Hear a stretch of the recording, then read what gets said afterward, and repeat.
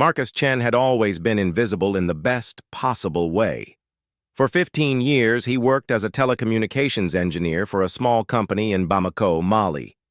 His neighbors knew him as the quiet man who fixed their internet connections and always paid his rent on time. Children in his neighborhood would wave at him as he walked to work each morning, carrying his worn leather briefcase filled with cables and diagnostic tools. What they didn't know was that Marcus had spent the last decade building one of the most sophisticated intelligence networks in West Africa. Every fiber optic cable he installed, every server he maintained, every wireless tower he climbed had a dual purpose. The telecommunications company was real, his engineering skills were genuine, but his true employer sat thousands of miles away, in Virginia. The morning that would change everything started like any other. Marcus received a routine maintenance request for the Government Communications Center in downtown Bamako. As he prepared his equipment, his encrypted phone buzzed with a message that made his blood run cold. Colonel Ibrahim Traoré, Mali's military leader, had been marked for immediate extraction. The operation would happen within 48 hours. Marcus had been feeding intelligence about Traoré's movements and security protocols for months. Every detail about the colonel's daily routines, his trusted inner circle, and the layout of his compound had been carefully documented and transmitted back to his handlers. The information seemed routine at the time, just another assignment in a career built on gathering intelligence about African military leaders. But now, everything was accelerating beyond his control. The extraction order came with specific instructions that Marcus had never received before. He was to disable all communications in a 6-block radius around Traoré's compound at precisely 3:47 a.m. the following night. The timing was critical, and failure was not an option. As Marcus drove through Bamako's dusty streets that afternoon, he noticed things differently. The vendors selling fruit by the roadside, the women carrying water jugs on their heads, the old men playing cards under the shade of ancient trees. They all seemed more vivid, more real. He realized that after tomorrow night, his carefully constructed life would be over. Whether the mission succeeded or failed, Marcus Chen, the telecommunications engineer, would cease to exist. That evening, he sat on his small balcony overlooking the Niger River. The sunset painted the water golden, and he could hear children laughing in the distance. For the first time in years, Marcus allowed himself to think about what he had become. The young man who had joined the agency 15 years ago believed he was serving his country, protecting democracy, fighting the good fight. Now, as he prepared to help kidnap a sovereign nation's leader, he wondered when the lines had become so blurred. His phone rang, interrupting his thoughts. The caller spoke in coded language about tomorrow's network maintenance schedule, but Marcus understood every word. Traoré would be taken during his weekly visit to his mother's house in the old quarter of the city. The colonel always traveled with minimal security to these private family meetings, making it the perfect opportunity for the extraction team. Marcus spent the night reviewing building schematics and communication grid layouts on his laptop. Every fiber optic junction, every cell tower, every internet service provider connection point in the target area was mapped in precise detail. At 3:47 a.m., with a few keystrokes, he would plunge 6 blocks of Bamako into digital darkness. No phone calls could be made, no internet connections would work, no digital communications of any kind would be possible for exactly 17 minutes. As dawn approached, Marcus packed his essential documents and a small bag of clothes.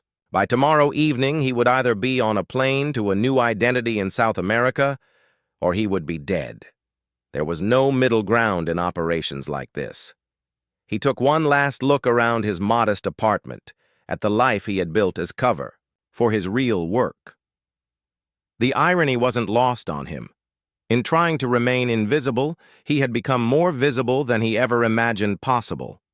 The morning sun rose over Bamako as Marcus prepared for the most dangerous day of his career. In less than 20 hours, the quiet telecommunications engineer would help change the course of a nation's history. The question that haunted him as he left his apartment for the last time was simple. When the truth finally came to light, would history remember him as a patriot or a traitor? The extraction team arrived in Bamako 3 days before the operation, posing as humanitarian aid workers from a Canadian NGO. Sarah Williams, the team leader, had orchestrated similar operations in 7 different countries over the past decade. Her cover was so perfect that she had actually helped distribute medical supplies to remote villages while secretly surveying the city's security infrastructure. Marcus met the team at a small cafe near the central market, a location he had chosen, because the constant noise and movement of vendors made surveillance nearly impossible. Sarah looked exactly like her file photo. Mid-40s, graying hair, the kind of unremarkable appearance that made people forget her face within minutes of meeting her. But her eyes held an intensity that Marcus recognized immediately. She was a professional who had seen too much and compromised too often to feel comfortable with easy moral choices. The team reviewed the operation one final time over coffee and local pastries. Marcus spread a detailed map of the telecommunications grid across the small wooden table, pointing out the critical junction points he would need to access. The plan was elegant in its simplicity. At exactly 3:45 a.m., while Colonel Traoré was leaving his mother's house, Marcus would trigger a cascading failure in the digital communications network. 2 minutes later, as security forces scrambled to understand what was happening, the extraction team would move in. What Marcus hadn't anticipated was the human cost of his carefully laid plans. As he made his final preparations that afternoon, installing special override codes in key network nodes, he began to understand how many people depended on digital communications for their safety and survival. The local hospital used internet-connected monitoring systems for critical patients. Emergency services relied on digital dispatch systems. Even the neighborhood watch groups used messaging apps to coordinate their patrols against street crime. By cutting communications for 17 minutes, Marcus would be creating windows of vulnerability that extended far beyond Colonel Traoré's compound. People could die because ambulances couldn't be called, because police couldn't respond to emergencies, because families couldn't reach each other during a crisis. The weight of these potential consequences pressed down on him as he climbed the last communications tower on his list. Colonel Traoré spent his final day of freedom visiting a school construction project on the outskirts of Bamako. Marcus watched from a distance as the colonel spoke with teachers and played with children who had gathered to see their country's leader. Traoré looked relaxed, almost happy, as he handed out books and promised that education would be Mali's path to prosperity. The colonel had no idea that hundreds of people were tracking his every movement, that satellites were recording his location, that his own security detail had been infiltrated months ago.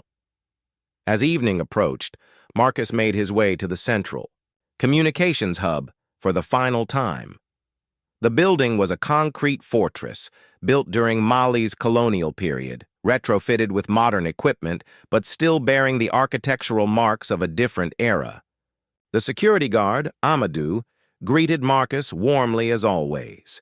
They had shared countless evening conversations over the years, talking about their families, their hopes for Mali's future, their concerns about the political instability that seemed to plague every government transition. Amadou had 3 daughters and dreamed of sending them all to university. He worked double shifts at the communications center to save money for their education, often bringing his youngest daughter to work when she was sick and couldn't attend school. As Marcus entered the building that night, he realized that Amadou would likely be arrested as a suspected accomplice once the truth about the communications blackout emerged. An innocent man's life was about to be destroyed because he had been friendly to the wrong person.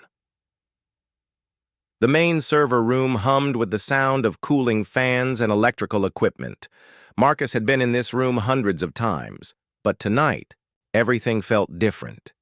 Each blinking light on the server racks represented thousands of connections, families staying in touch, businesses conducting transactions, students accessing educational resources, doctors consulting with specialists.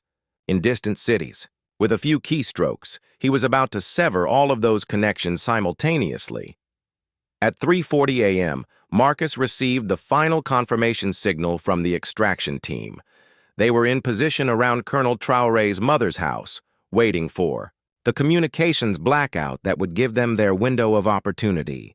Marcus's fingers hovered over his laptop keyboard, the malicious code already loaded and ready to execute. In 7 minutes, he would commit an act that would brand him as a traitor to the nation that had welcomed him, housed him, and trusted him for 15 years. The irony was overwhelming. Marcus had spent his entire career believing that he was serving the cause of democracy and human rights. He had justified every compromise, every deception, every betrayal as necessary for the greater good. But now, as he prepared to help kidnap a leader who was genuinely popular with his people, Marcus finally understood that he had become exactly the kind of person he had once sworn to fight against. At 3:47 a.m. precisely, Marcus executed the code that plunged 6 blocks of Bamako into digital darkness. As the lights on the server racks began flickering and dying, he closed his laptop and walked out of the communications center for the last time. Behind him, Amadou was already on the phone trying to understand what had gone wrong with the network. The security guard had no way of knowing that his friendly telecommunications engineer had just triggered a chain of events that would expose one of the most sophisticated intelligence operations in African history. Colonel Ibrahim Traoré stepped out of his mother's modest house at 3:49 a.m., exactly as intelligence reports had predicted. He moved quietly through the narrow streets of Bamako's old quarter, accompanied by only 2 bodyguards and his personal driver. The colonel preferred these informal visits to his childhood neighborhood, where he could walk among ordinary citizens without the elaborate security protocols that surrounded his official duties. What Traoré didn't know was that Sarah Williams and her extraction team had been watching the house for 3 days.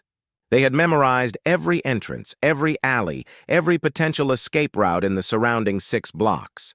More importantly, they knew that Marcus's communications blackout had just eliminated the colonel's ability to call for backup or coordinate with his security forces.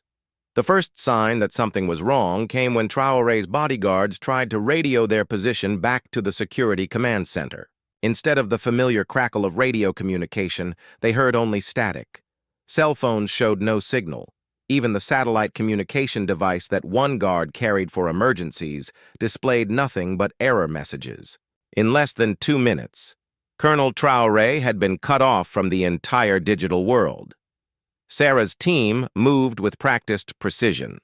2 operatives blocked the narrow alley behind Traoré's position, while another 2 approached from the front. The colonel's driver, sensing danger, tried to start the vehicle's engine, but the car's electronic systems had also been affected by Marcus's sophisticated signal jamming equipment.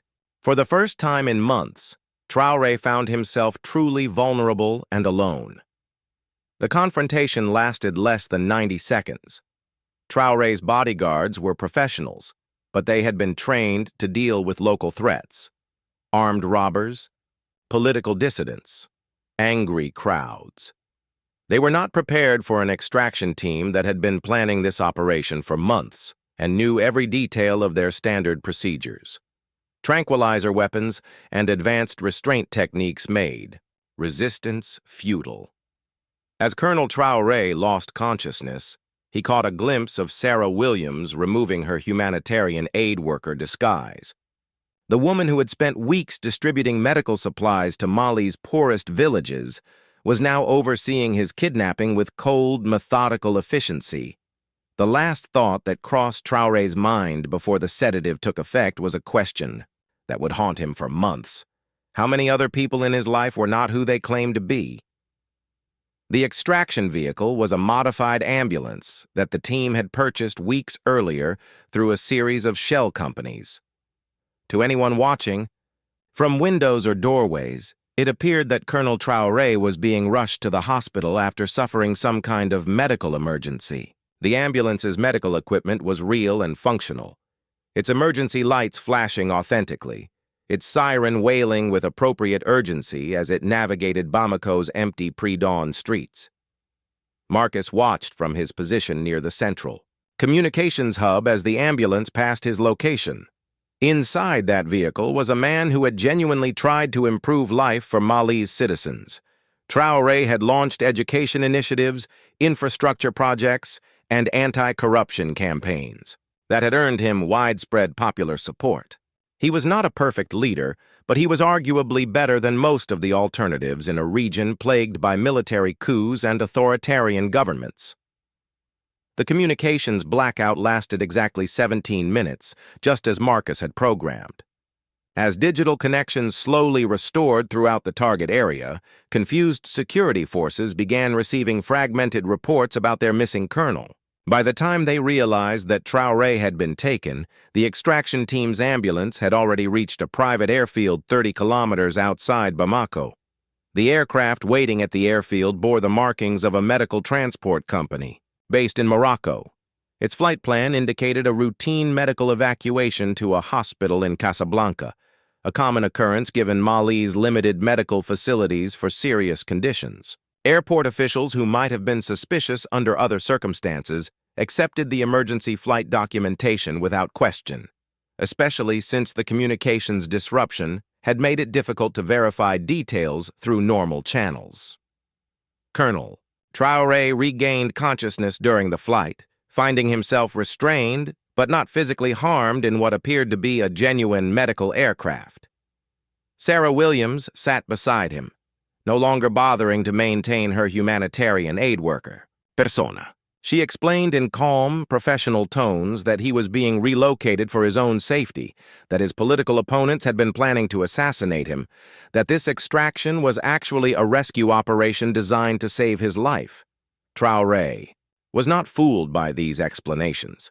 He understood immediately that he had been the target of a sophisticated intelligence operation, one that had required months of planning and inside knowledge of his security arrangements.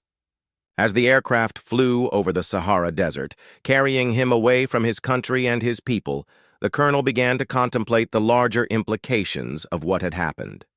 Meanwhile, back in Bamako, the first news reports were beginning to emerge about the colonel's disappearance.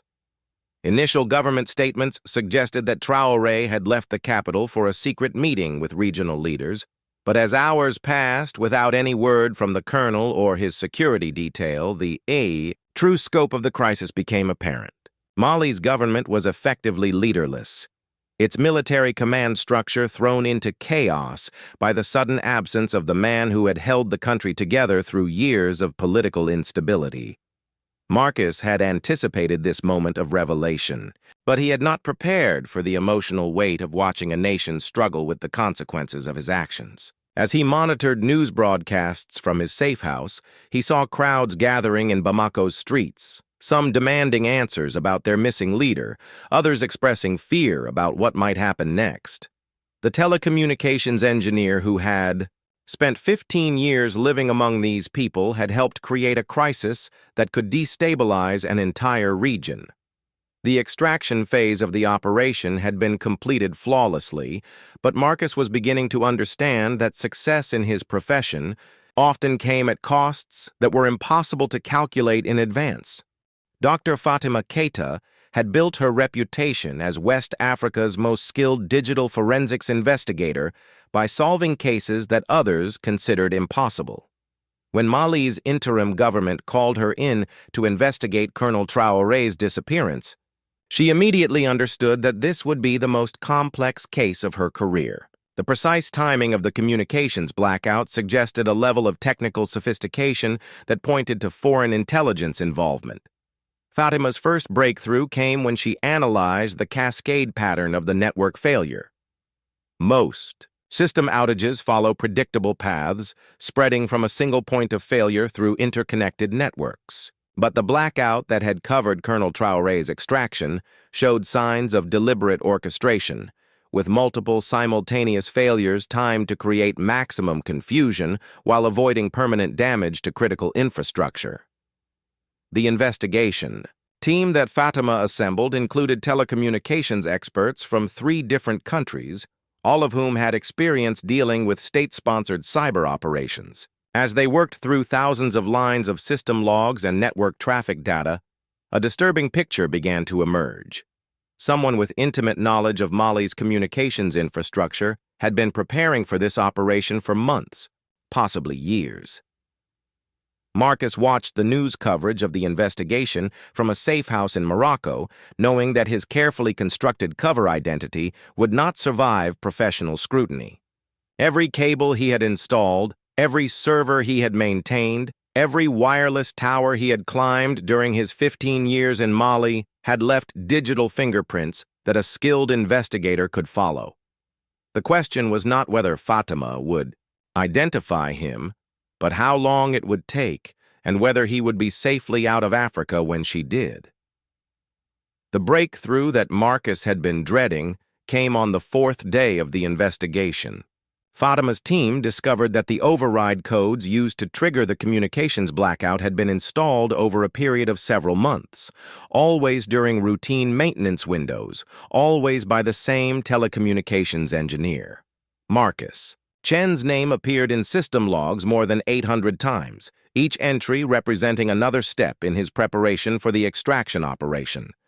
When Fatima's investigators arrived at Marcus's apartment building, they found neighbors who described him as a quiet, helpful man who had lived among them for years. Amadou, the security guard from the communications center, provided the most detailed information about Marcus's work patterns and habits.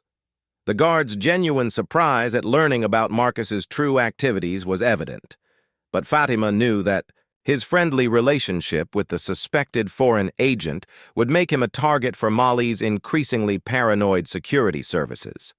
The apartment itself had been thoroughly cleaned before Marcus's departure, but digital forensics teams can recover information that most people would never think to erase. Hidden in the memory cards of old cameras, embedded in the metadata of seemingly innocent photographs, cached in the temporary files of communication software, investigators found fragments of evidence that painted a comprehensive picture of Marcus's intelligence activities. Most damaging was the discovery of surveillance photographs that Marcus had taken of Colonel Traoré's compound, security protocols, and daily routines. The images had been professionally edited to highlight security vulnerabilities and escape routes, then compressed using encryption techniques that were consistent with intelligence agency standard practices. Each photograph was a piece of evidence that Marcus had been conducting detailed reconnaissance for months before the extraction operation. Fatima's investigation also revealed the scope of Marcus's intelligence network throughout West Africa. Phone records, financial transactions, and travel patterns showed connections to individuals in 7 different countries, all of whom had been providing information about regional military and political leaders. The telecommunications engineer from Bamako had been operating as a regional intelligence coordinator, managing a network of assets that extended from Senegal to Nigeria. The implications of these discoveries sent shockwaves through West African governments. If Marcus had been gathering intelligence about Colonel Traoré for months before the extraction, what information had he collected about other regional leaders? Which other telecommunications engineers, humanitarian aid workers, or business consultants might actually be foreign intelligence operatives? The paranoia that followed Fatima's revelations would strain diplomatic relationships and international aid efforts for years to come. Meanwhile, Colonel Traoré remained in an undisclosed location, his captors maintaining the fiction that he was being protected from assassination attempts by his political enemies. The psychological pressure of isolation and uncertainty was taking its toll on the colonel, who had gone from being the leader of a nation to being a prisoner with no legal recourse or diplomatic protection. His captors were professional and polite, but they made it clear that his cooperation with their intelligence-gathering efforts would determine how long his captivity would last. The international response to Traoré's disappearance was muted and diplomatic. Official statements called for his safe return while avoiding any direct accusations about who might be responsible for his abduction. Behind closed doors, however, intelligence agencies across Europe and North America were studying Fatima's investigation reports with intense interest, trying to understand how one of their most sophisticated operations had been exposed so quickly and thoroughly. Marcus received regular updates about the investigation's progress through encrypted communications channels, each report making it clear that his 15-year career as a deep-cover intelligence operative was finished. The identity documents and financial resources that would allow him to disappear permanently were already being prepared, but he found himself reluctant to take the final step that would erase Marcus Chen forever. As he sat in his Moroccan safe house, watching Fatima Keita give press conferences about her investigation findings, Marcus realized that he felt something he had never experienced before in his intelligence career: respect for an adversary. The digital forensics investigator was brilliant, thorough, and completely incorruptible. She was exactly the kind of person he had once believed he was protecting through his intelligence work. The irony was overwhelming. In trying to serve his country's interests by destabilizing African governments, Marcus had helped create the very conditions that required people like Fatima Keita to develop the skills needed to expose foreign intelligence operations. His actions had made the continent more suspicious, more sophisticated, and ultimately more resistant to the kind of manipulation that had defined Western intelligence activities in Africa for decades. The leaked documents that would expose the true scope of the intelligence operation arrived at Fatima Keita's office through an encrypted email account that had been created specifically for whistleblowers. The sender identified himself only as Conscience, but the technical sophistication of the leak and the detailed knowledge of operational procedures suggested someone with high-level access to classified information. Marcus had spent 3 sleepless nights in his Moroccan safe house before making the decision to expose his own operation. The weight of watching Mali struggle with political instability, seeing Amadou arrested as a suspected accomplice, and knowing that Colonel Traoré remained imprisoned because of his actions had become unbearable. For the first time in his 15-year intelligence career, Marcus decided that the truth was more important than loyalty to his handlers. The documents that Marcus leaked contained operational details that no external investigator could have discovered.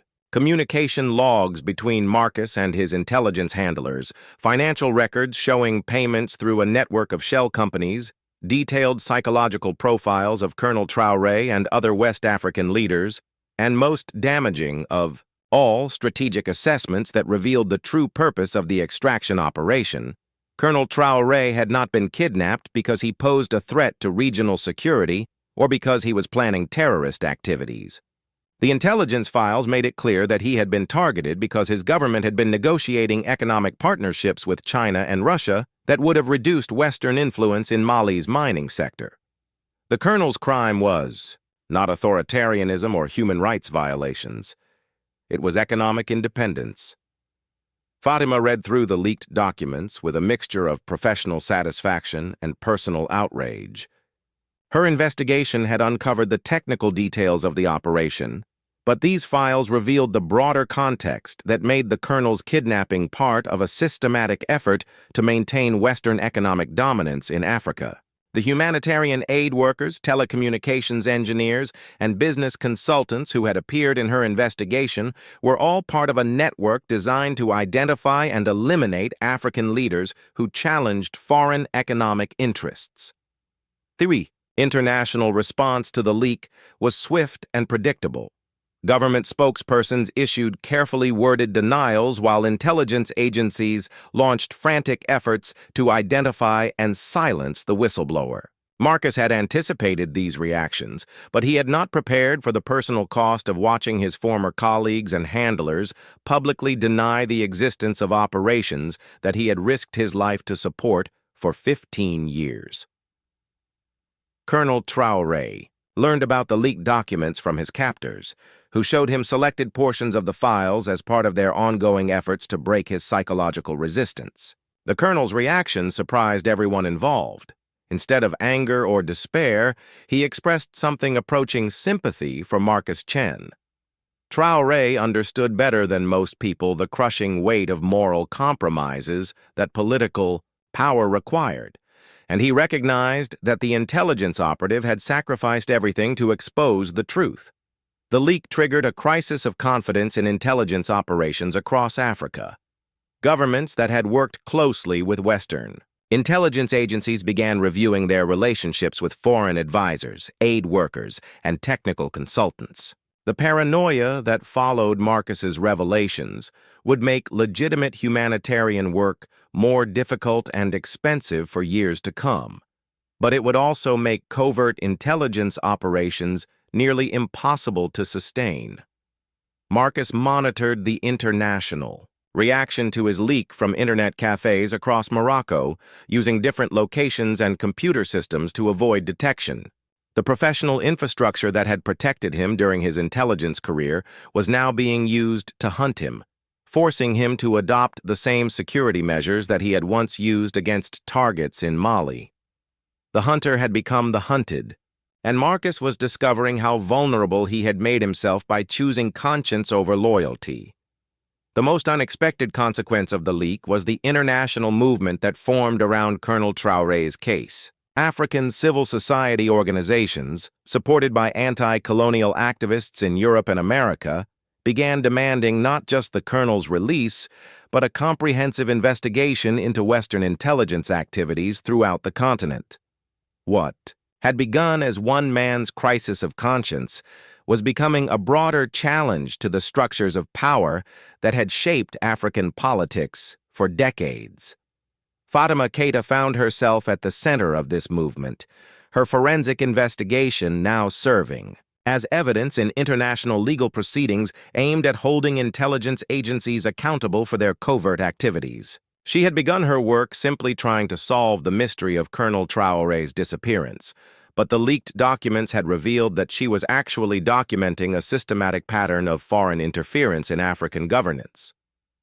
The psychological pressure on Marcus intensified as intelligence agencies deployed increasingly sophisticated methods to locate him. Former colleagues who had once trusted him with their lives now viewed him as the most dangerous kind of traitor, one who possessed detailed knowledge of ongoing operations across multiple countries. Safe houses that had once provided security now felt like traps, and communication channels that had once connected him to support networks now seemed like pathways that would lead his hunters directly to him. As the weeks passed, Marcus began to understand that he had crossed a line from which there could be no return. The intelligence agencies that had employed him for 15 years would never forgive his betrayal, but the African governments that had been targets of his operations would never trust him either. He had become a man without a country, without allies, without any safe place to rest. But in the long nights when Marcus questioned every decision that had brought him to this point, he found unexpected comfort in the knowledge that Colonel Traoré might eventually return home to Mali because of information he had provided.